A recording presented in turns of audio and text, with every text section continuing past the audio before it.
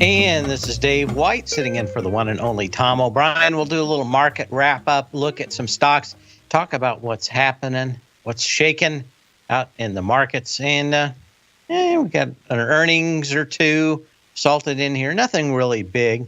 Of course, the real story today is that it's options expiration. And we saw a little bit of, a lot of people think is probably option-related movement. And we'll talk more about that as the show goes on.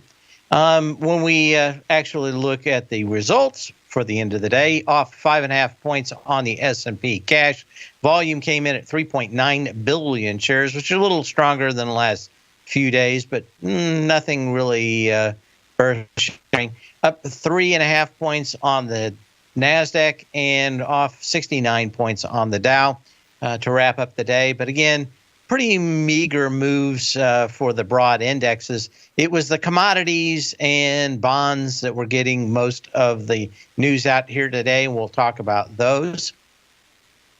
And anybody that listens to my show between 2 and 3 every day knows that I like to start off with a little bit of history on all my shows. Then it's all just a little bit of history repeating.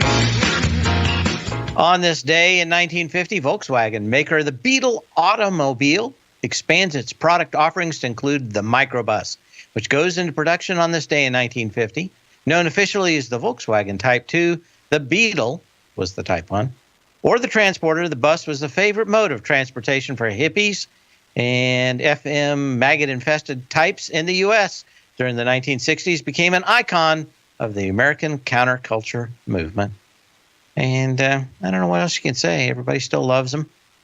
In fact, I think VW is talking about maybe making an SUV that kind of looks like it all over again. And, of course, we always like to go back to our misspent youth all over again. Absolutely, Danny from Atlanta. What else do we have going on here? Well, with this close, we're into the 101st consecutive trading day without a decline of 1% or more on the day. It is the longest such streak since 1994, according to Paul Hickey of Bespoke Investments. So no volatility? Well, not for a while. And, of course, normally if you want something, just get a lot of it. If you want lower prices, just get higher prices. If you want higher prices, just continue with lower prices for a while, and you'll get it back. But no sign of the three-headed beast, i.e. volatility in the market right now. As we go to what I said earlier was the big news of the day, I have to say that probably we're talking about the TLT. It, yet again, gap down, came with volume. Anybody that's been listening to my show for a while thought that the December 14th low at 116.80 with 16 million shares was going to get tagged. We're into that candle today fairly strongly, but only 10 million shares. So if you're thinking that something comes along in here, not a bad bet to use this 116.80 low for the TLT from December 14th. Now, if you break through that, if we get some volume or some kind of news, which I don't see right now, energy back off the 123 January 12th high does look fairly good. Not expecting a big bounce. Of course, Tuesday and Wednesday of next week, we've got the FOMC meeting. And I have, normally it takes goat entrails, the lid of a trash can, an 8-ball that you flip over and ask questions to, a little bit of everything, a few palm readers to figure out what the Fed is saying. I have never heard a Fed president ever say as clearly that we're going to get 3 rate hikes this year.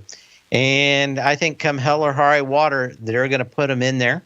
It will probably be long-term good for the market. It will cause some stocks to go down and others to go up. We talked about that a little bit on today's show around 2:45 with a caller.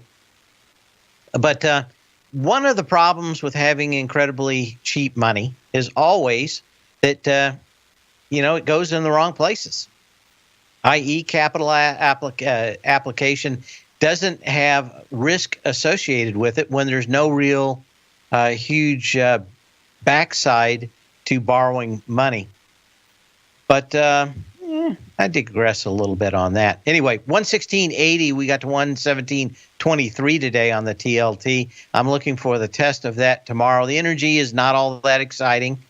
Could we break it? Yes. Could we not? And bounce? Yes. Fairly undeterminate. But are there much uglier ones out here? There certainly are. But this is a fairly decent test.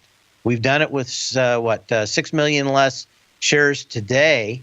If that would go down there, pierce it, and turn it back around, I think we'd see a bunch. Now, of course, this is all behind the background of the dollar index, which did nothing but pretty much go up all the way today. Closed at 102.09. Well, that's what it's printing at right now. And, of course, put the whammy, the evil eye, the stink eye on commodities. Gold was off about $7. That wasn't the story, though. It was crude oil. They ran those suckers out of the long positions today. Oil closed at $50.27. EIA numbers were not all that bad. I think we had an 8 million barrel rise. API numbers kind of put a foreshadowing on it last night. And it looks more like a market event than any kind of long-term trend in the market. But down almost 5.5% today on crude. We look at the XLE and see whether or not you really got the juice. You do have a gap down around $68. But that it's got some decent volume, about 14, maybe 15 million shares.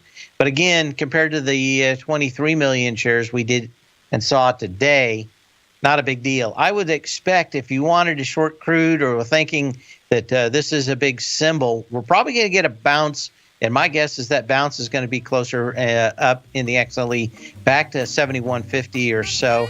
And at that point, we can start taking a look at it. Anyway, we'll be back right after this short time.